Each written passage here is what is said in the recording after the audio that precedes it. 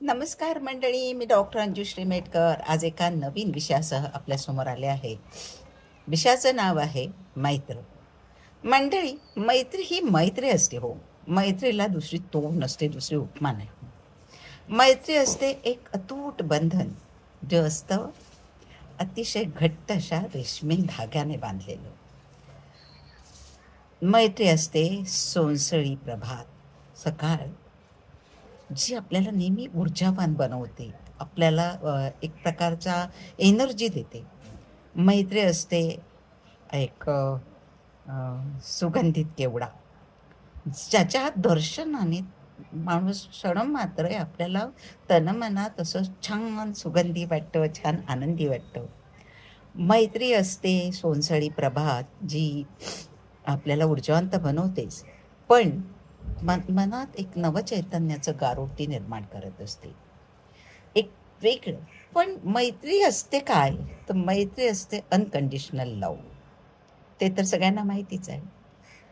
म्हणजे आज मी मैत्री या विषयावर जे बोलणार आहे ना, त्या दोन दिग्गज व्यक्तींविषयी बोलणार आहे की त्यांची मैत्री किती हेल्दी होती, त्यांच्यात कशी हेल्दी कॉम्पिटिशन होती आणि त्यांनी आपल्या देशासाठी काय काय योगदान केलं, त्यांच्या ह्या घट्ट मैत्रीचं इंगित काय, याबद्दल आपण आज चर्चा करणार.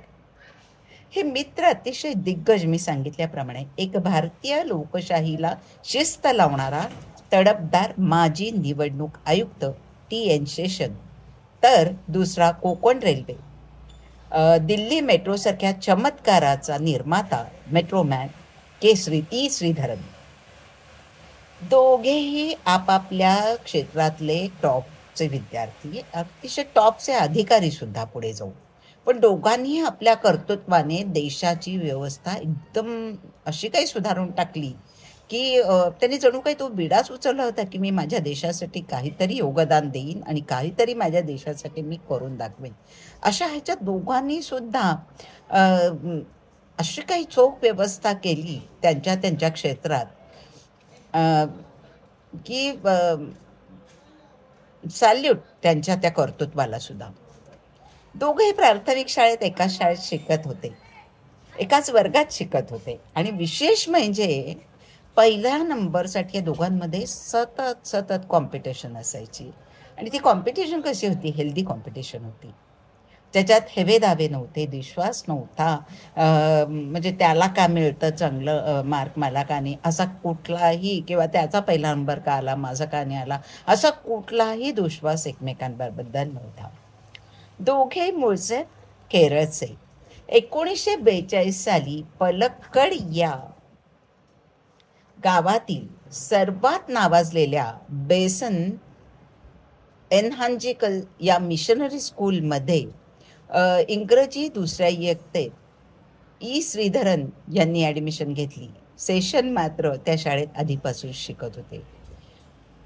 पण वैशिष्ट्य, आणि शेषन हे नेहमी वर्गात पहिलेच यायचे, म्हणजे त्यांचं हे वैशिष्ट्य होतं की त्यांनी कधी पहिला नंबर सोडला नव्हता. पण श्रीधरन ज्या वर्षी त्या इंग्रजी दुसऱ्या इयत्तेत त्यांनी ॲडमिशन घेतल्यानंतर त्यांनी अशी जबरदस्त फटकेबाजी करत, आतषबाजी करत त्यांनी शेषन यांना त्या वर्षी मागे टाकलं आणि पहिल्या नंबरचे मानकरी श्रीधरन ठरले.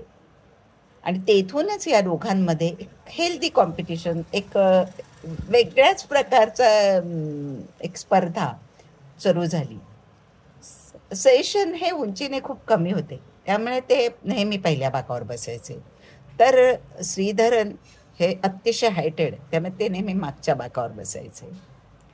शेषन जेव्हा पाहाल तेव्हा पुस्तकात डोकं खुपसून पुस्तकाची पारायणं, पोथ्याची पुस्तकी ची पारायणं करणारा पुस्तकी किडा म्हणूयात आपण. तर त्याविरुद्ध श्रीधरन यांची पर्सनॅलिटी अजून वेगळी. ते अभ्यासाबरोबरच फुटबॉल आणि इतर खेळ तितक्याच आनंदाने खेळायचे आणि कदाचित त्यामुळेच असेल की त्यांची हाईट चांगली जबरदस्त वाढलेली होती. तो त्या दोघातला जर का फरक पाहिला ना, तर हा एवढा, ह्या दोन गोष्टीत फरक होता. एक म्हणजे ते उंचीत फरक होता आणि एक त्याच्या वृत्तीत थोडासा फरक होता. मात्र दोघे शाळेचे टॉपचे विद्यार्थी. आणि विशेष म्हणजे एक गोष्ट TN शेषन यांच्या बाबतीत आवर्जून सांगावे वाटेल की इंग्रजी या विषयावर त्यांचं इतकं जबरदस्त प्रभुत्व होतं की अख्ख्या शाळेत त्यांचा हात धरणारा अख्ख्या शाळेमध्ये कोणी नव्हता, इतके त्यांचं त्या प्रभुत्व इंग्रजी या भाषेवर होतं. आता बोर्डाच्या परीक्षेत शेषन यांनी श्रीधरन यांना मात्र एका मार्काने मागे टाकत बोर्डात पहिला नंबर मिळवला. 1947 सालच्या SSIC बोर्ड परीक्षेत शेषन यांनी 452 गुण मिळवत प्रथम क्रमांकावर ते येऊन झळकले, तर श्रीधरन यांना 451 गुण मिळवून दुसऱ्या क्रमांकावर त्यांना समाधान मानावं लागलं. इतकी तगडी स्पर्धा या दोघांमध्ये होती, म्हणजे अक्षरशः आपण म्हणतो ना की एक एक मार्कासाठी, अर्ध्या मार्कासाठी त्यांच्यामध्ये अशी कॉम्पिटिशन सतत असायची. पण मार्कांसाठी कितीही स्पर्धा असली, कितीही त्यांच्यात एकमेकांबद्दल त्यांच्यात अशी अटीतटीची झुंज असली मात मिळवण्याच्या बाबतीत, तरी शेषन आणि श्रीधरन ही जोडगोळी होती. मात्र त्यांना कधी म्हणजे फेविकॉल का जोड म्हणूया, आपल्याला कोणी हे वेगळं करूच शकलं नाही, इतके ते घट्ट मित्र होते. आणि त्यांच्या ह्या हेल्दी कॉम्पिटिशन म्हणे असेल किंवा एका वेगळ्याच त्यांच्यातल्या मार्कांची चुरसी असली तरीही एक वेगळाच करेज असल्यामुळे ते दोघं अजूनच एकमेकांचे घट्ट मित्र होत गेले.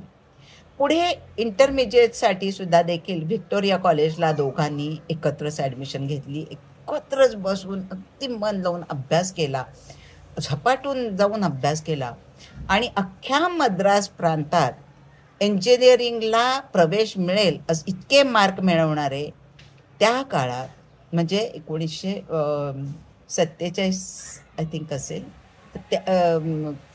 इंजिनिअरिंगला प्रवेश मिळवणारे हे दोघंच दिग्गज होते, TN शेषन आणि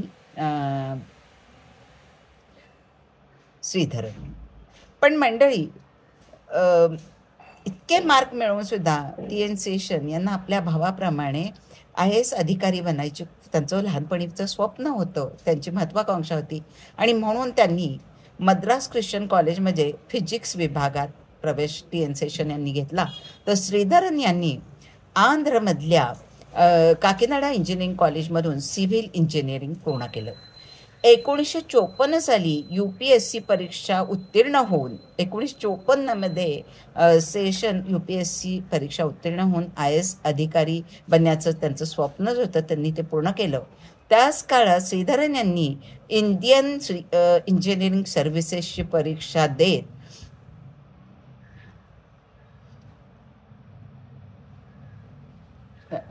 त्यांनी रेल्वेत ते भरती झाले. योगायोगाने दोघेही परत ट्रेनिंगसाठी इंडियन फॉरेस्ट कॉलेजला डेहराडून येथे एकत्र आले. तेथे जवळपास 2 महिने ते एकमेकांच्या बरोबर होते आणि त्यानंतर मात्र कामानिमित्त ते एकमेकांपासून दूर गेले. त्यांचे रस्ते कायमचे बदलले आणि मग मात्र ते एकमेकांना बरोबर असे राहू शकले नाही.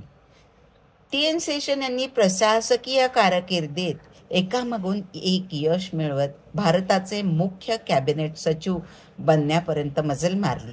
ते भारतातील सर्वोच्च पद जे आहे कॅबिनेट सचिव यांचं, भारताचे मुख्य कॅबिनेट सचिव हे जे पद आहे भूषवण्याचा जो मान आहे तो TN शेषन यांनी मिळवला. 1989 साली ते रिटायर झाल्यानंतर त्यांना मुख्य निवडणूक आयुक्त पदावर नेमण्यात आलं.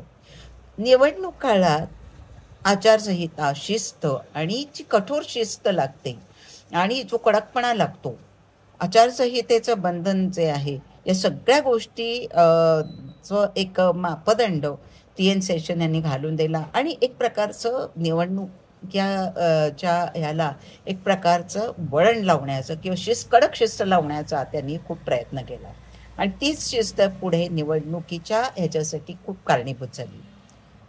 त्यांच्या कार्याचा गौरव मॅगसेसे पुरस्कार देऊन करण्यात आला. तर श्रीधरन यांनी Calcutta metro, Konkan rail, Lucknow metro, Delhi metro, Calcutta metro यासारखे वेगवेगळे अशक्यप्राय असणारे प्रकल्प स्वतःच्या अक्कल हुशारीने, स्वतःच्या नेतृत्वावर आणि कर्तृत्वावर विश्वास दाखवत अतिशय अवघड असे प्रकल्प स्वतःच्या कर्तबगारीने त्यांनी तडीस नेले आणि सर्वोत्कृष्ट इंजिनिअरिंगचं कसब दाखवत विक्रमी वेळेत हे सर्व अशक्य जे प्रकल्प होते ते त्यांनी पूर्ण करत भारतीय रेल्वेचाच एक प्रकारचा पूर्ण कायापालट केला असं आपण म्हणूयात. आणि ही जबाबदारी त्यांनी अतिशय उत्कृष्टरित्या तडीस नेली. त्यांना त्याबद्दल पद्मविभूषण या पुरस्काराने गौरवण्यात आलं. मंडळी, श्रीधरन आणि टी.एन. शेषन हे दोघं मित्र खरे, पण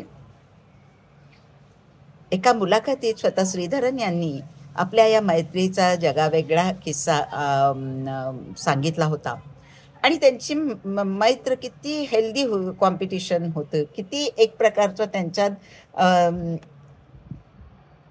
आपण म्हणूया कुठल्याही प्रकारची अपेक्षा नसलेलं असं प्रेम होतं आणि म्हणजे एक हेल्दी मैत्री असेल, हेल्दी कॉम्पिटिशन असेल, एक हेल्दी स्पर्धा असेल माणसामध्ये, तर माणूस काय करू शकतो. आणि ह्या दोघा मित्रांनी ते आपल्या देशाचं कर्तृत्व म्हणजे देशाच्या आपल्याला जे नेमून दिलेलं काम आहे त्याच्यात असं काही दैदिप्यमान कर्तृत्व दाखवत एक वेगळाच पायंडा पाडून दिला. आजकालच्या तरुण पिढीला म्हणूनच मी नेहमी सांगेन की मैत्री असावी तर ही अशी शेषन आणि श्रीधरन यांच्यासारखी एक हेल्दी कॉम्पिटिशन असली पाहिजे. एकमेकांबद्दल कधी हेवे दावे नको, विश्वास नको. म्हणजे एक मार्कांसाठी, अर्ध्या मार्कासाठी जरी चढावड असली तरी ती एका काय म्हणूया आपण की आपल्याकडे स्पोर्ट्समन स्पिरिट पाहिजे की ठीक आहे या वेळा त्याने मिळवलं, नेक्स्ट टाइम मी मिळवेन, काही हरकत नाही. पण ही जी कशी वृत्ती आहे की एकमेकांना समजून घेणं, एकमेकांच्या आधाराने एकमेकांबरोबर एक राहून एक चांगल्या घट्ट मैत्रीचा त्यांनी जो आपल्याला एक पायंडा पाडून दिला आणि देशालाही नंबर 1वर आणण्यात दोघंही अग्रेसर की ह्यांच्या इंजिनिअरिंगच्या क्षेत्रात असा काही आमूलाग्र त्याचा उपयोग करून घेत वेगवेगळ्या आव्हानं झेलत एक रेल्वेचा कायापालट केला. तर टी.एन. शेषन यांनी तर निवडणूक आयुक्त म्हणून जे काही आचारसंहितेपासून इतर ज्या गोष्टी रुळवल्यात आणि आपल्याला एक शिस्त घालून दिली निवडणुकीच्या बाबतीत, तर हे खरंच ग्रेट टास्क. आणि म्हणूनच त्यांच्या ह्या दोघांच्या मैत्रीला एक कडक सॅल्यूट. मंडळी, मैत्री असावी तर अशी नक्कीच या मैत्रीला आपण आदर्श घेऊयात आणि अशी हेल्दी कॉम्पिटिशन असलेली एक चांगली मैत्र आपण पण निर्माण करण्याचा प्रयत्न करूयात. तुम्हाला हा विषय कसा वाटला जरूर कळवा. नमस्कार.